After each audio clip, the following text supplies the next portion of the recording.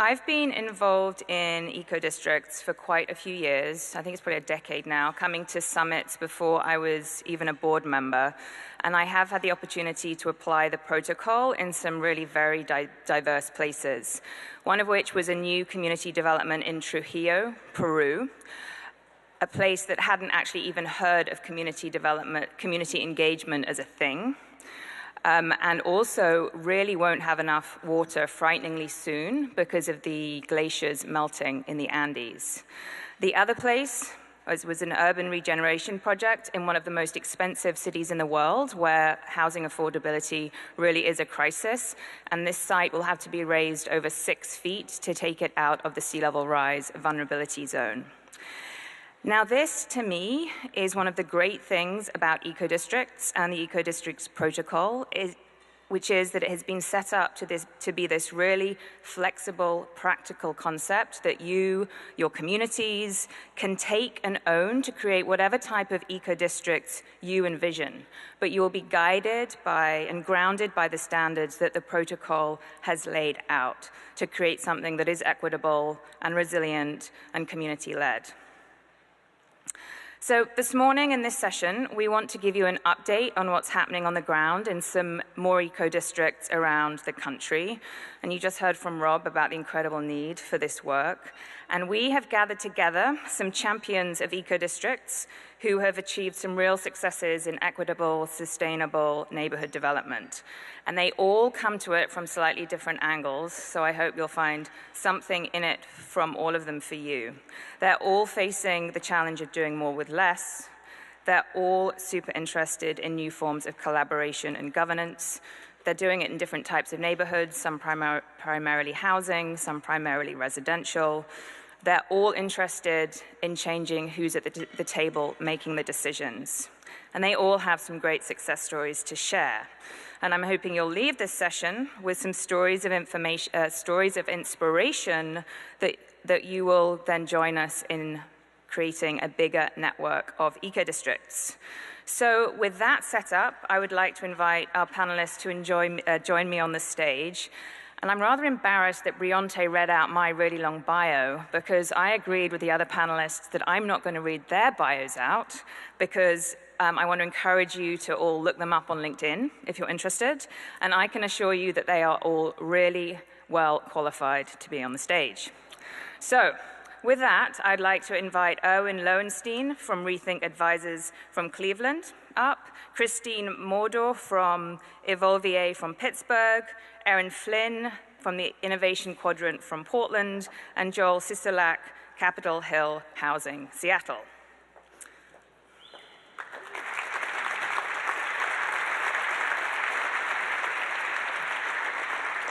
Now, each panelist is going to make 4 minutes of introductory remarks about the work that they're doing. And then I have a series of questions to ask. And I've told them that I'm going to be really strict about the 4 minutes.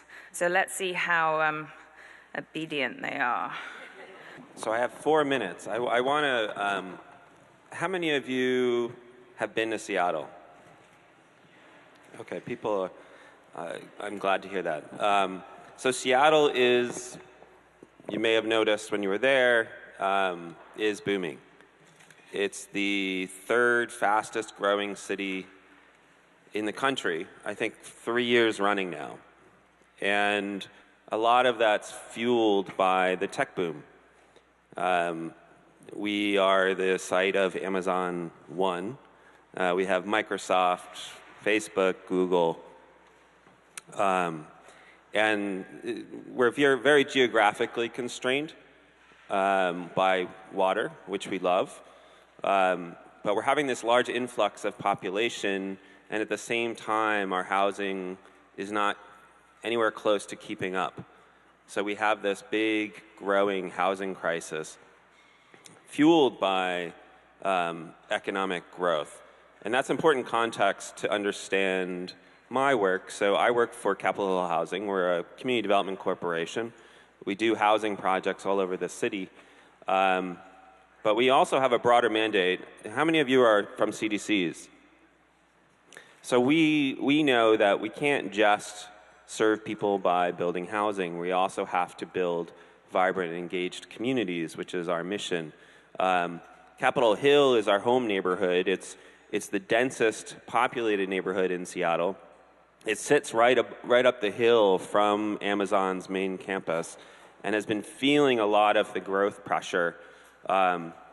One of the reasons we started working with EcoDistricts in 2011, so while Rob was still working at that nonprofit in Portland, the smaller nonprofit, is we really wanted to figure out how could we move from a place of development happening to us to a place where development was happening with us, even for us. And when I say for us, I mean all of us. What we've come to in our shorthand for the Capitol Eco-District is it's really about how do we keep urban density livable for diverse people of diverse means.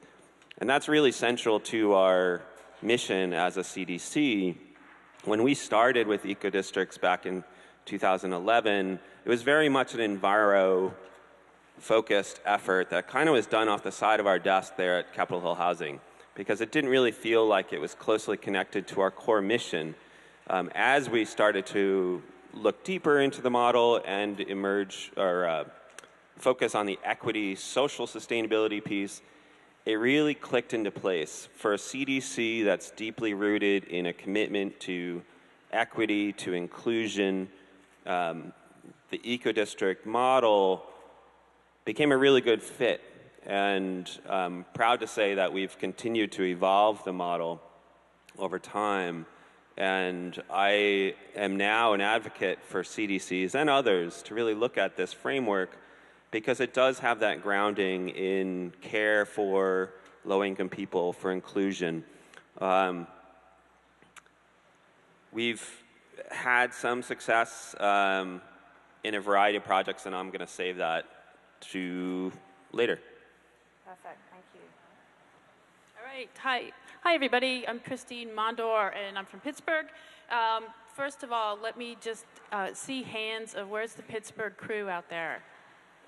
Okay, so they're in the back. I'm going to just tell you a little bit about what's going on there and describe work that all of us are in some part of a journey on. I think that sitting next to Joel is perfect, because when we started this work in 2011, we couldn't be more different from Seattle in terms of our market. We are what I call a weak market city. In 2011, all of our community development work was invitational. It was about bringing people to communities, and there's not a lot of capital flowing. So what an eco-district looks like when you don't have a lot of capital, you don't have a lot of market pressure, is one thing. But what we found is over the course of our work, our markets pivoted, and so we've been dealing with different types of information and different types of market conditions. In 2011, we first worked with a community called Larmer, working with them, invitational, trying to bring people into the community, setting the tone, their own narrative for jump-starting that market. They secured a $30 million Choice Neighborhoods grant for affordable housing and had a triumph. And really kind of set a stage for interest in this idea of eco-districts. We discovered that folks on the West Coast were talking about eco-districts, and that was great to have some colleagues who are also speaking the same language and got involved in helping to shape the protocol. One thing about Pittsburgh, and also unlike Seattle, is that we don't have strong planning mechanisms until recently. And so in 2011, all of this was happening bottom up. In 2014, we elected Mayor Peduto, who put this as one of his pillars, and you heard a little bit about what's happening, of this being kind of woven through the city systems, the planning mechanisms, the foundation community, et cetera, either embracing principles or some of the elements of the protocol to really kind of pull this forward. So it's been helpful for us to have a larger conversation across sectors. But I would be remiss if I didn't talk about, because Pittsburgh's only part of the region that identifies as Pittsburgh, if I didn't talk about the boroughs and municipalities who have really carried a lot of water in the eco-districts realm. And in 2012, a borough called Millvale started down an eco-district journey, and produced two plans, Pivot 1.0 and Pivot 2.0. Pivot 2.0 went on to win an APA National Award and Sustainable Communities Award. And I think one of the best, most gratifying things I've ever had as a professional is that community took that award around to different community members and took pictures of them with it because it was their award. It was their work and their self-determination, and that's really one of the most powerful things to come out of an eco-district. So you'll hear more about Millvale, and hopefully next year you'll join us. But also there are other communities embarking on this, especially municipalities. It's a way to kind of approach self-determination, to get in advance of a change in market, and to have mechanisms where maybe the planning mechanisms that you are given kind of legislatively are not hitting all the things you want them to do. This is a way of kind of filling the gaps and constructing a way of getting community values more well-rounded. Hi, everybody. Erwin Lowenstein from Cleveland. So I'm an architect, like Christine, I'm an architect and urban designer. So the role that I typically play on projects is as a consultant in private practice. My work with Rethink Advisors is advising anchor institutions and local governments on urban regeneration projects. And eco-districts has become a fundamental underpinning of my work. In Cleveland, well, first let me tell you why I do the work. First of all, I feel like it aligns quite well with my own personal values. That's on a philosophical level. On a practical level, Cleveland needs new models. Let me paint a picture of Cleveland, which is unlike Portland and Seattle. And it may resonate with some of you in your own cities. Cleveland has experienced a precipitous population drop, economic dislocations around change from heavy industry. And like many of the cities that are represented here, dealing with issues of race.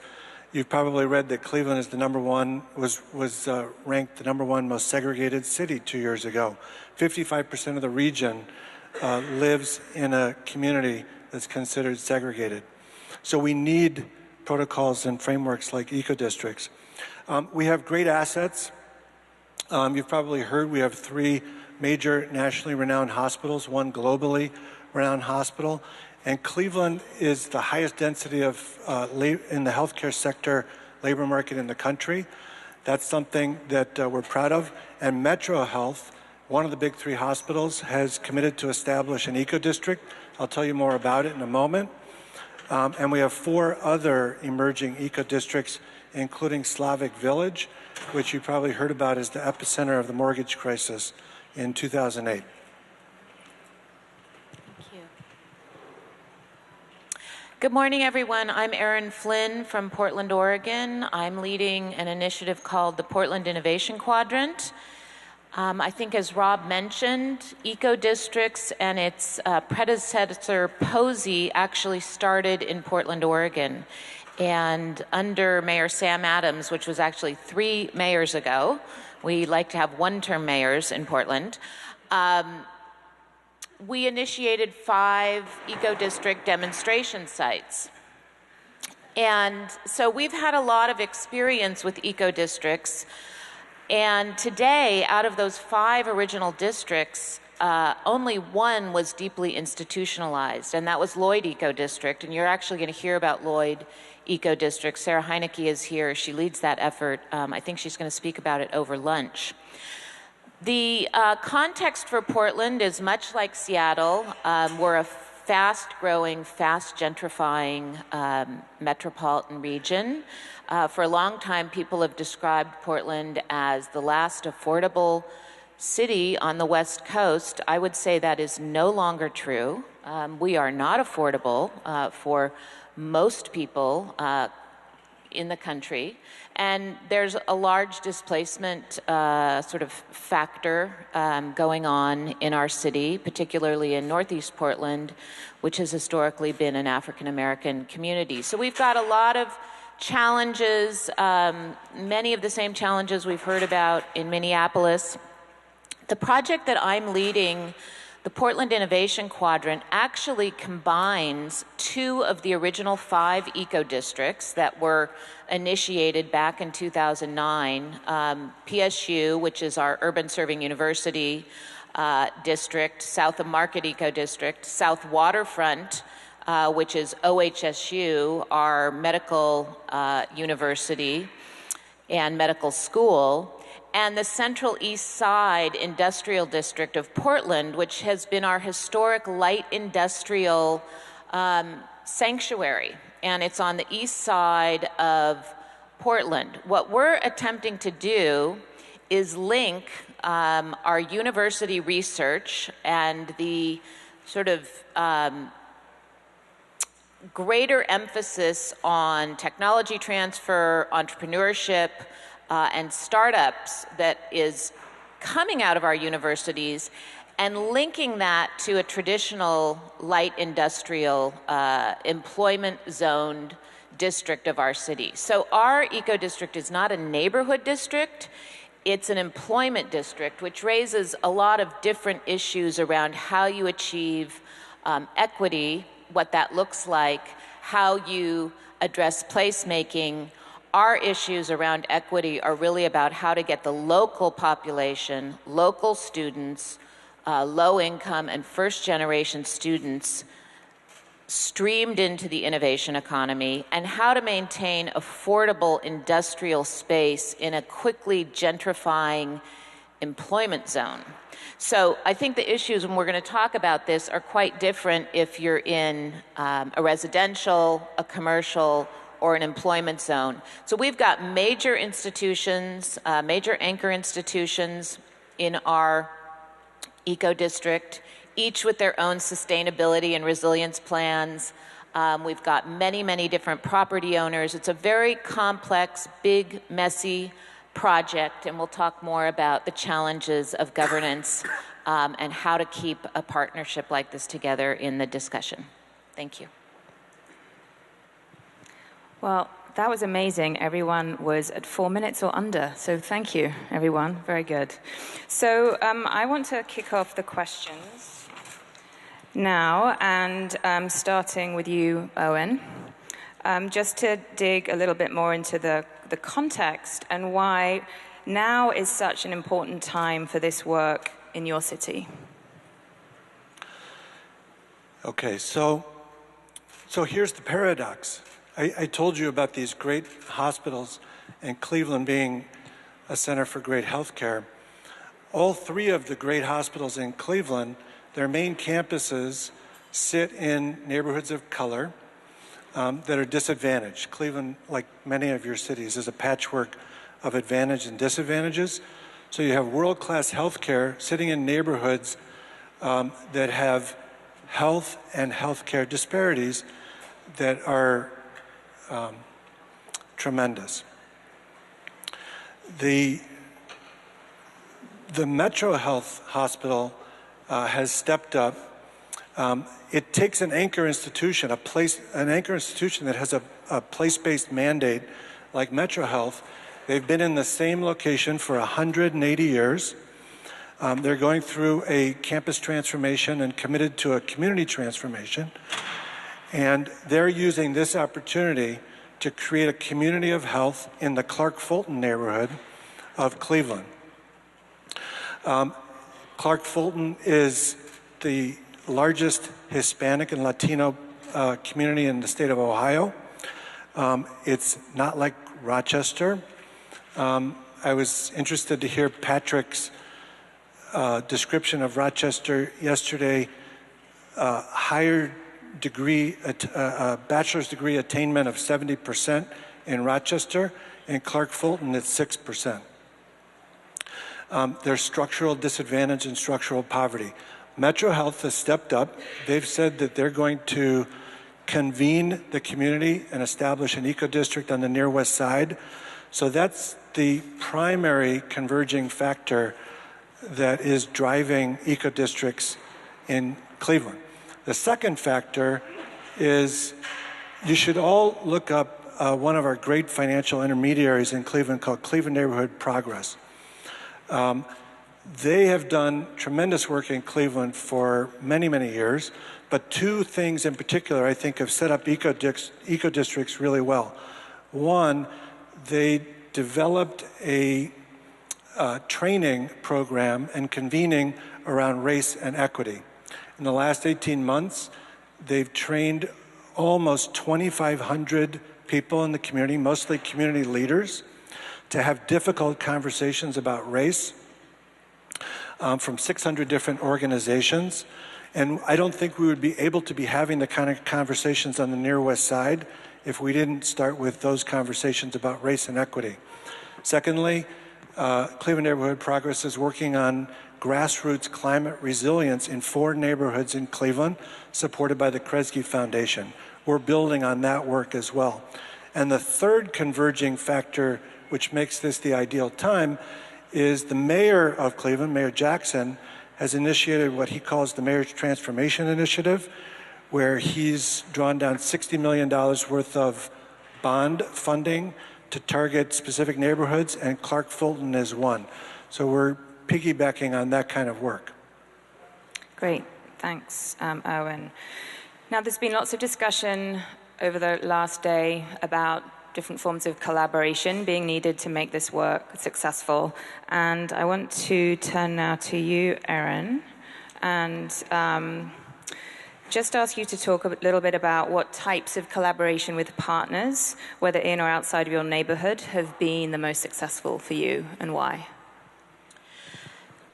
So the Portland Innovation Quadrant is interesting. I'm not even sure technically what we are. I'll describe what we are. We've established a public-private board.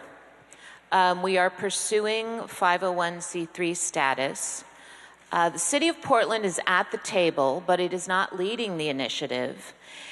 And stakeholders with a material interest in the innovation quadrant were naturally the early stakeholders in this project.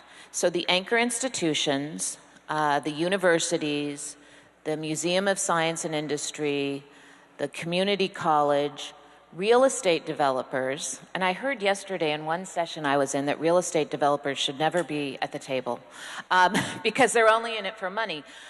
These are pretty enlightened real estate developers who really care about how this part of our city develops, but they are real estate developers nevertheless. We have major corporations, we have industry associations, business accelerators, economic development organizations, and community organizations. So it's a very diverse group of stakeholders that we've managed to assemble for this effort, and they're all putting money on the table to define and build a strategic plan for this sort of uber eco-district. We were fortunate to receive a grant from a local foundation to work with eco-districts, so they're serving as a technical consultant to us to help us thread equity, resilience, and climate through this initiative.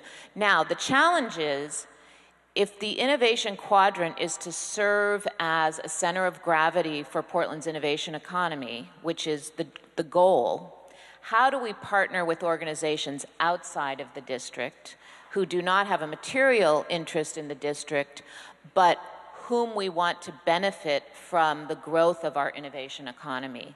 And so a key strategy is really to partner with neighborhoods, community organizations, and local schools, and really be very, very intentional about making connections between opportunities in the innovation district, career pathways, transparent, navigable, actionable ways that young people and the organizations that represent them can tap into this. And that's, I think, one of our biggest challenges and what we're going to be working on very, very deliberately over the next year.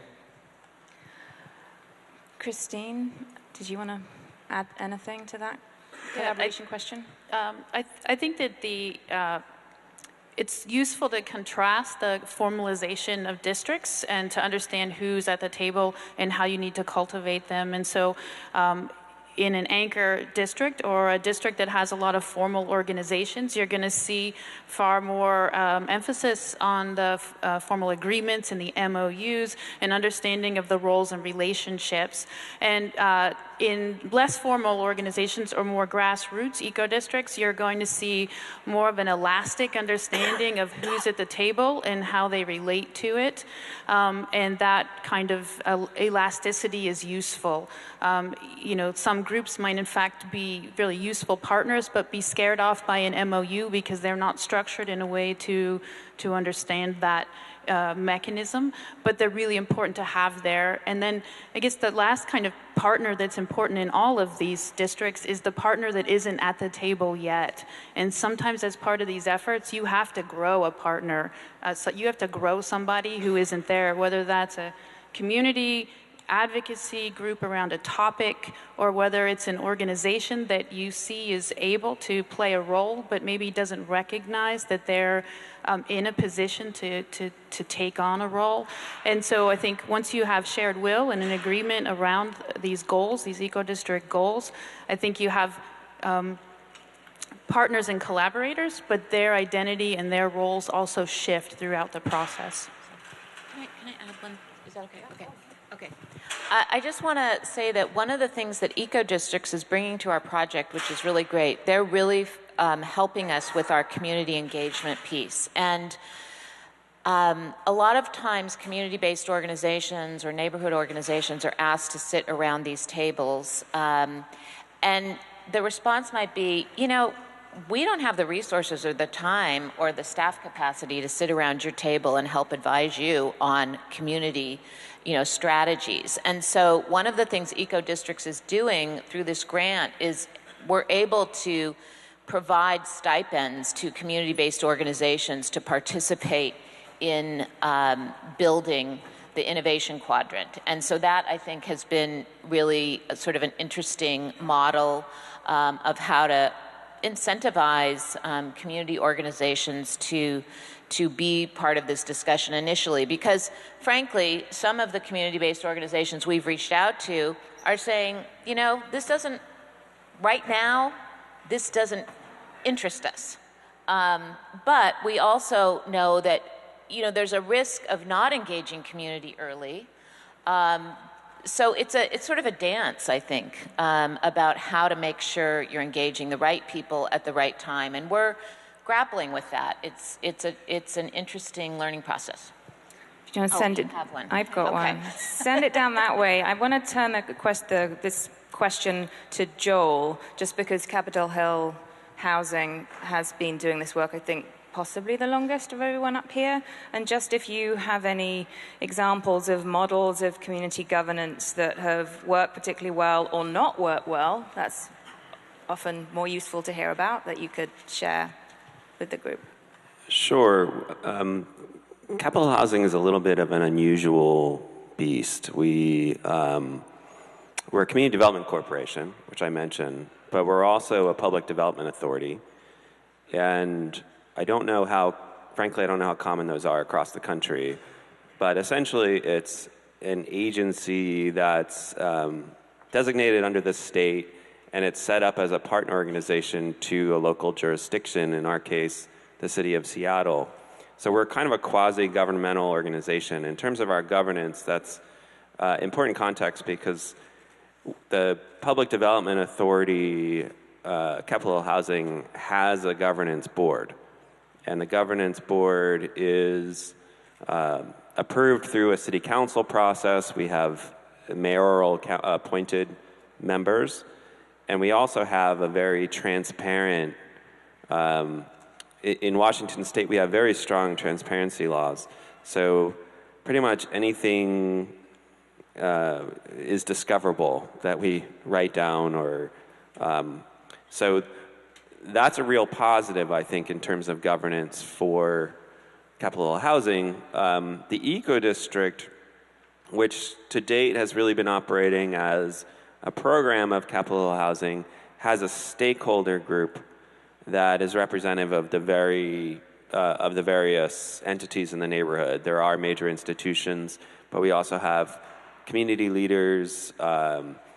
We have developers, and I'm grateful that developers can be allowed at the table because I'm one of those evil people. And as well as community activists, local leaders, LGBT-led organizations. Capitol Hill is the historic, at least since the 1950s, home of the LGBT community in Seattle. So we have pretty diverse representation on the steering committee, and the way our governance structure has worked, and so far, though it's kind of a product of a weird anomaly system, it's worked pretty well because we have, at the governance level, which has fiscal responsibility, as well as the ability to fire me, is a very transparent organization. The steering committee is really more focused on the direction the Capitol Eco-District is headed, who's engaged, who is included. You know, we've developed an equity questionnaire process. The head of our equity committee is actually here, sitting back there, Leon, where we look at every project we do through an equity lens to see who's included in leading it, who is it for, what are the barriers to participation, how can we lower those barriers. So the steering committee is really focused on how we do our work, while the PDA board kind of sits up here and is mostly focused on the governance of the PDA. And we do have a strong link between the steering committee and the PDA. So we have a kind of a representative group within the neighborhood, and then this larger body that's really kind of a public appointed group that keeps us really honest. Thanks. Does anyone on the panel want to have another word about collaboration before we move on? I would. Yeah, I haven't had a chance to I think our biggest collaborator is clearly the city of Seattle. And again, our relationship as a public development authority facilitates that at some level, but not always. And what's been great from the beginning is a very intentional alignment with city planning processes. We determine the boundaries of our eco-district. They're the same boundaries that the city established in its comprehensive planning process for a couple of urban villages that are stuck together to make the heart of Capitol Hill. We worked with the city to develop our metrics, and they've also been a pretty steady, through contracts, supplier of funding for our work. I'm also really excited to have collaboration or growing opportunity to collaborate with a couple of other neighborhoods. The central area is adjacent to us, just to the east, and have initiated an eco-district in their neighborhood. And it's interesting, you know, the central area is the historic heart of the African American community. And what I love about the collaboration between our two neighborhoods is that we come from very different perspectives and we have very different priorities, but have found synergy in looking at, you know, what are some things we can work on across neighborhood boundaries. One of the projects that we've been talking about is how do we help low-income seniors convert their homes from oil heat to electric. And there's another project which I'm also really excited about potentially starting in the city of Tacoma, and I'm looking at you, Roberta. Tacoma is the city just to the south of Seattle, and the Hilltop neighborhood is a really incredible, diverse neighborhood that's facing growth pressure, which is somewhat akin to what Seattle faced maybe a decade or 15 years ago. So it's interesting to see. I'm really looking forward to that collaboration to see how across jurisdictions we can seed information and really help each other evolve. Thanks, Joel. Now, all of you, if you talk to your neighbor sitting at your table, your eco-district probably looks very different to your neighbors.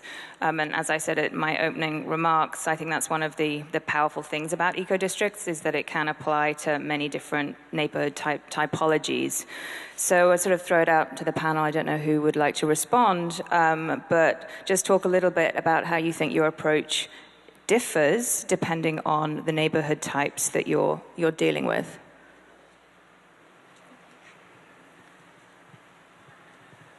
So I noted that our district is primarily an employment district, and I think that does have implications for how we operate, our governance structure. We are primarily an economic development eco-district, so prosperity is one of the main components of the EcoDistrict Protocol. We've actually flexibly interpreted the protocol. We've organized our work in our district around 4 work groups. Career pathways, as I mentioned, is really prominent because we want to make sure that next generation students have access to the innovation economy, placemaking, business and real estate development, and startup resources for entrepreneurs. So those probably can be correlated with different components of the EcoDistricts Protocol, but I think it gives you the flexibility to really interpret what the needs are of your particular district. One of the things I want to note, and it might be going back to the collaboration question, but I think it's really interesting and important and probably happening in many cities, is what is the relationship between a stakeholder-led initiative like the Innovation Quadrant and the host city, right? So you mentioned that you're working closely with the city of Seattle. Our eco-district and innovation quadrant has been called out in every single strategic plan of the city of Portland. In the 2035 plan, in the economic development strategy. But what we've seen in Portland is a downsizing of our city government capability around economic development and urban development. The Portland Development Commission, which I worked for several years, has scaled from about 250 employees to 100 employees over the last 7 to 8 years. They might have traditionally led this effort, but now a citizen group is leading the effort. And so it's actually a complicated and somewhat uncomfortable dynamic to figure out who's leading, who has authority, what does this all mean? And I imagine that's a dynamic that is playing out in other cities as well. So I find that to be one of the more interesting aspects of this work right now. So I think it's interesting to, I think when we first started, we looked at eco-districts by different characteristics related to their development capacity. We looked at weak market versus strong market. When we went to Portland and looked at the great work that was being done in the Lloyd and in your district, we're like, wow, this is great, but this doesn't resemble what our market can produce. So what do we take out of this and how do we use it? So we had this kind of weak market, strong market way of thinking about things. In a weaker market, you're more programmatically based and less kind of large-scale development based. We also looked at different physical typologies, tabula rasa. Some eco-districts are on sites that are completely empty, and so your kind of working mechanisms are different than when you're going into a quilted community and you're dealing with infrastructure that's already in place, human and physical infrastructure. But I think the idea of who's initiating it and who's running it is also another way of looking at it. And so for some of the places where some of the communities which we've worked, it's become a grassroots effort, and their desire is to create a narrative that's authentic and building shared will. And if nothing else, it's about kind of bringing the community together around a kind of common identity. And so that process usually has a whole lot more engagement, has a heavy burden of education, meaning like everybody has to have a similar vocabulary, we need to understand what the issues are, et cetera, versus when you have a district where the existing players already have working relationships and have capacity, because then their mechanisms for collaboration and frankly the way that what they want to produce and how fast they want to produce it is different. And so the journeys are different depending on who's in the mix, depending on what potential they have to actually produce something, and you know, how much work they've done prior to embarking on this idea of an eco-district. So. Just one to add to that a little bit. I like the question, you know, who actually speaks for the neighborhood, and how is that reflected in the governance model? I talked about kind of the grass tops part of our governance structure, our board and our steering committee. We've been trying in the last few years to really balance that with more of a grassroots effort. We've been organizing renters in our neighborhood under something called the Capitol Renter Initiative. Capitol Hill is 80% renters, and the 20% owners have a greatly disproportionate voice in what happens in the neighborhood. So the Renter Initiative has provided an opportunity to kind of disabuse people of this notion that renters don't really care about the neighborhood, that they're just transients and they shouldn't have a voice.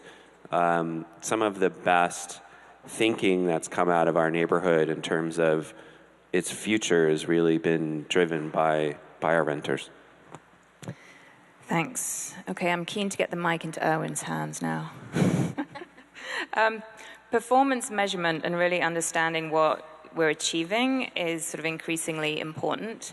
And I know, Erwin, you're kind of early in the process, but that's often a good time to really set up good mechanisms and really understand what it is you're trying to achieve and how you're going to measure it. Do you want to talk a little bit about how you're thinking about that? So I do want to advocate for something that I think is very fundamental to eco-districts around measurement. So as Claire indicated, we're just getting started. We're not measuring yet, but we're wrestling with this idea of what makes a good measurement, what makes a good metric. And we go to meetings with physicians. Since we're trying to create a community of health, we go to meetings with physicians that are engaged in community health, population health, and they have reams and reams of data about BMI and hypertension and so forth. And we will be tracking metrics like that.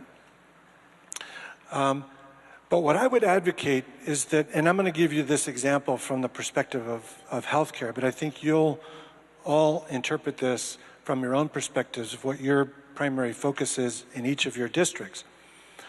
I want to advocate also for two things. One, measuring, having metrics that inspire. We want the people in the community to actually be inspired by what we're measuring, inspired to action, to collective action. I think the best way to do that is to make sure that your measurements are tied to the three imperatives. I think if you do that, if you think about the measurements through that lens, I think you'll be on the right track. And here's the second thing I want to advocate for. And that is to make sure that what you're measuring is easily understandable by the community, something that's deeply relevant and understandable.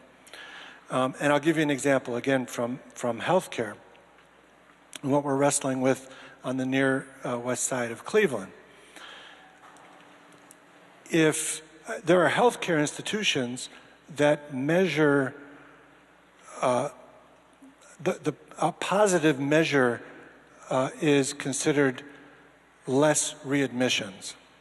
If you're driving down readmissions to the hospital, that's considered good. But think about that from the perspective of the community.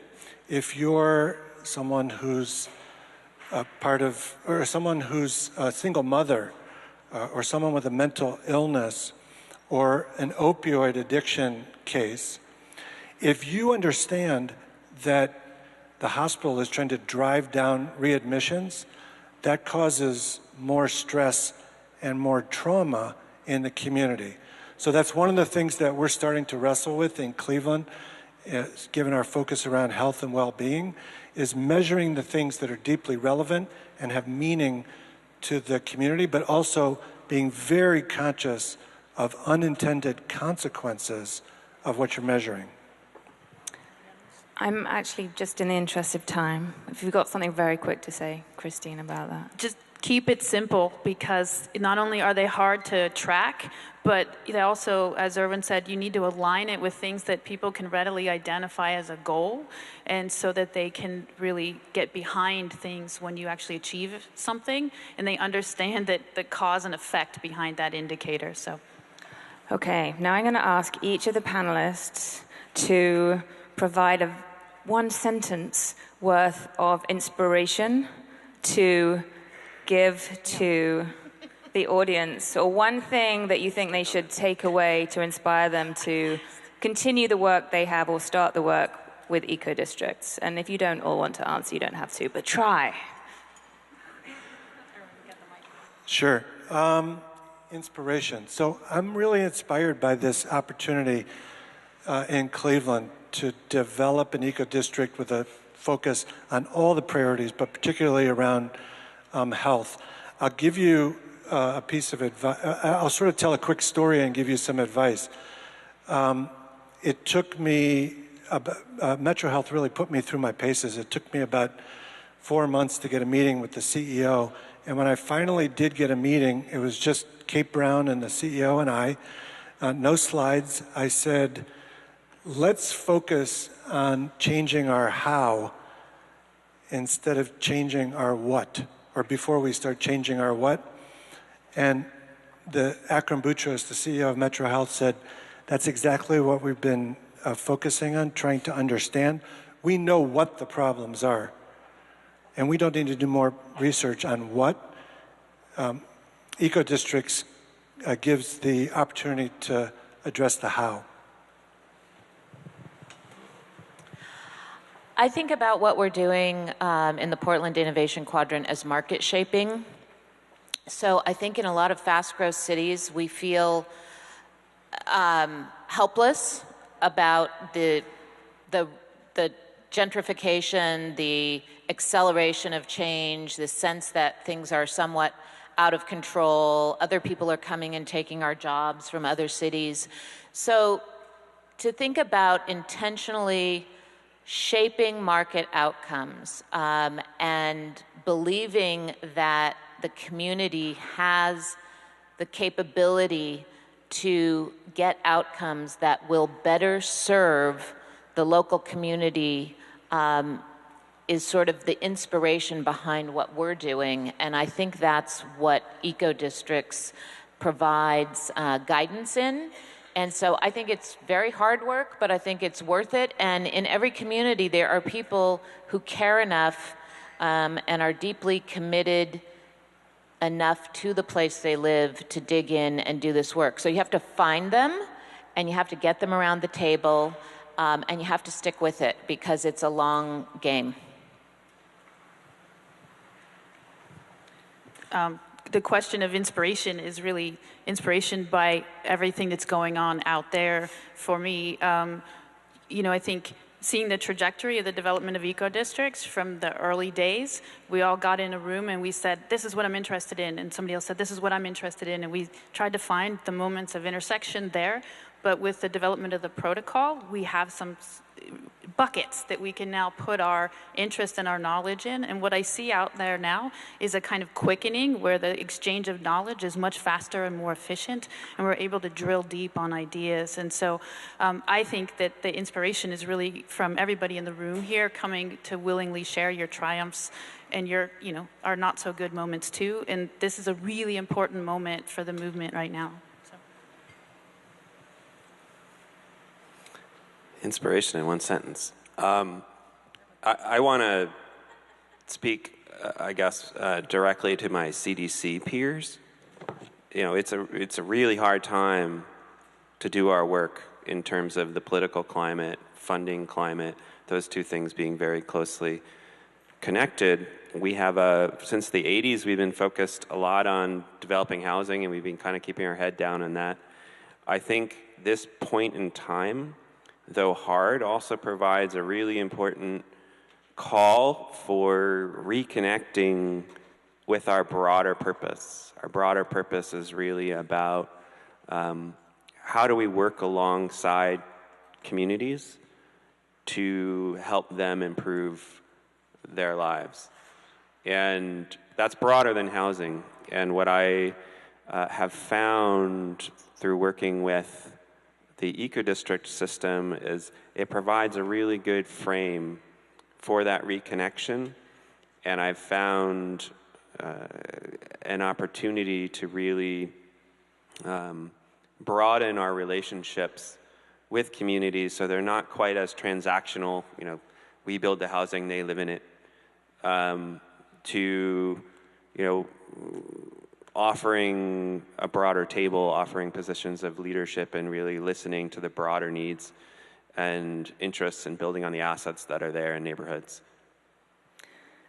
Thanks, Joel. So I hope that gave you some ideas and thoughts and insights about your eco-district, how you may be able to keep going with the good work that you're starting or are doing. And I hope it's inspired you enough that you may be interested in coming back next year to share some of your ideas and lessons learned. And I'm going to turn it over now to Christine to talk a little bit about next year's summit. So we have 2 videos, and I'm just going to say a couple words between the videos. I wonder if we can cue up the Millvale video first. Yeah, cool. Towns keep growing, but nature gets pushed out. And when nature gets pushed out, it pushes back. And so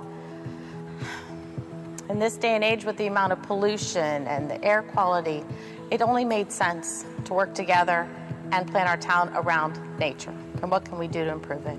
The eco-district planning process was a really good fit for us because it looks at economic development through the lens of sustainability. And it really looks to pay attention to the needs of our residents. We started meeting in the library, just small groups of people that were concerned about Millvale and just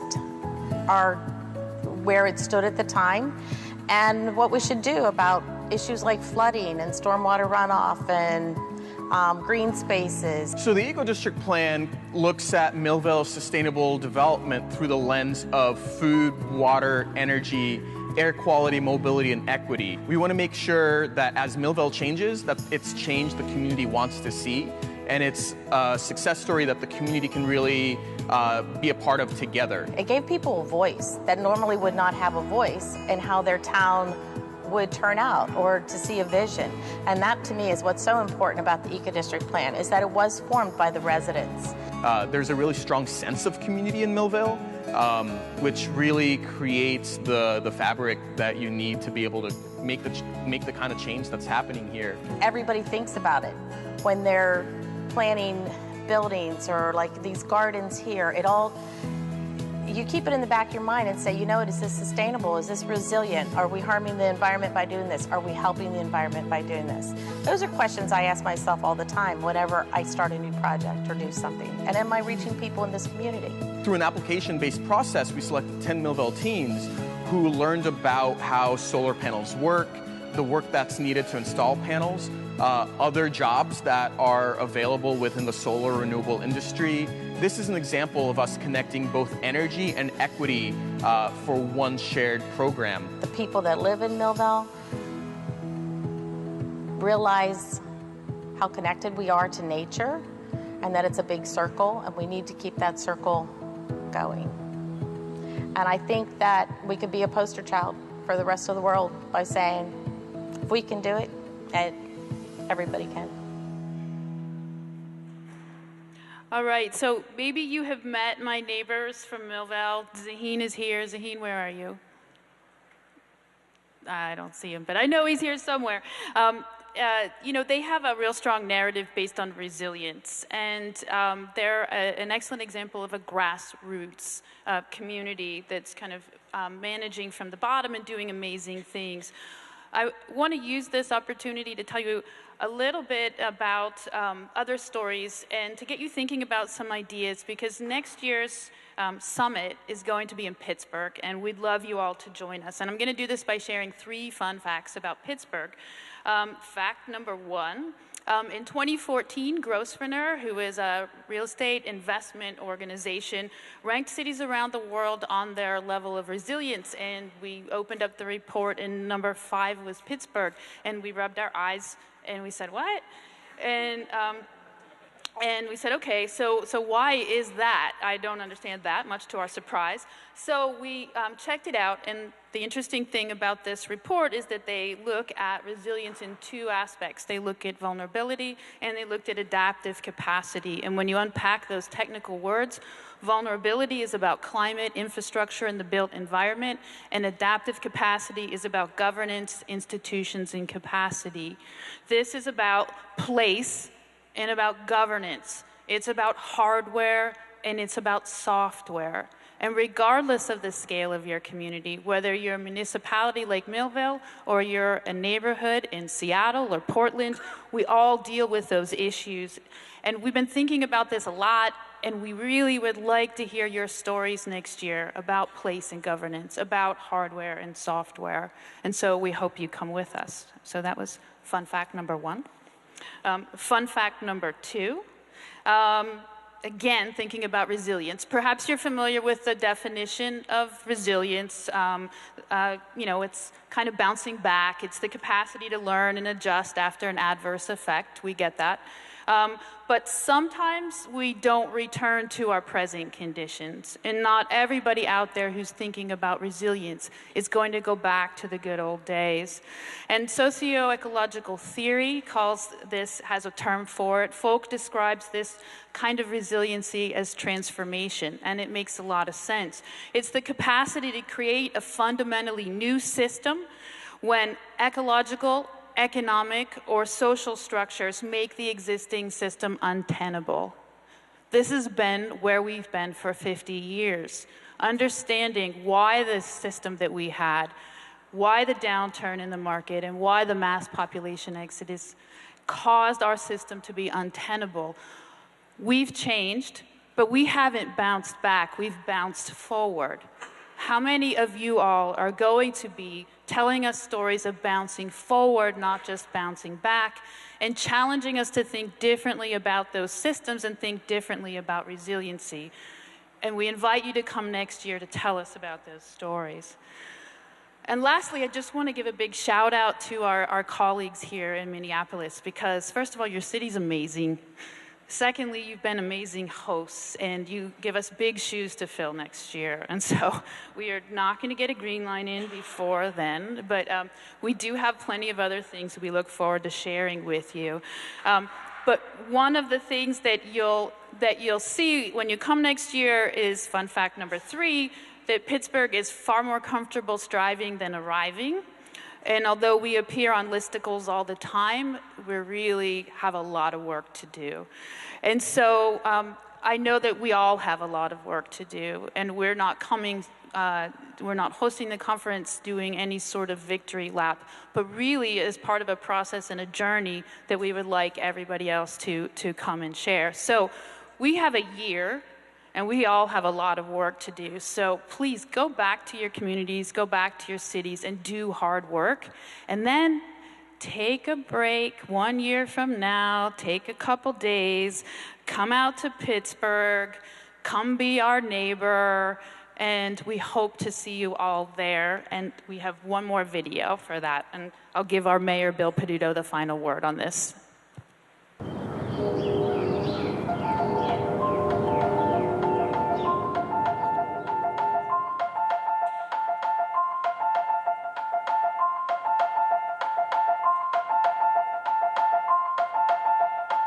It's a beautiful day in this neighborhood, a beautiful day for a neighbor.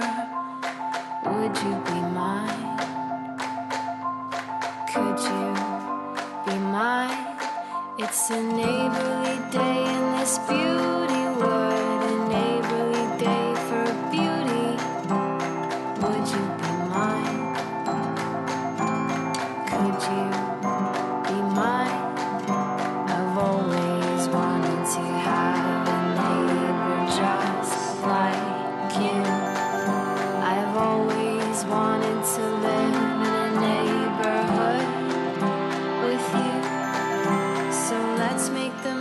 to this beautiful day, and since we're together, we might as well say, would you be mine? Could you be mine? Won't you be my neighbor? Won't you please be my neighbor? Won't you be my neighbor? Won't you please be my neighbor?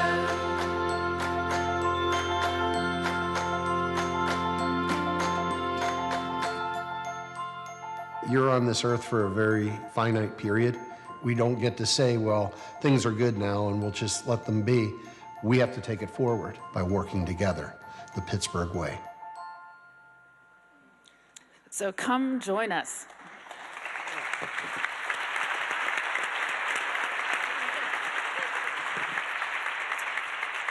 Thank you, Christine. And will you join me in putting your hands together one more time to thank our panelists, Erin, Owen, Christine, and Joel. Thank you.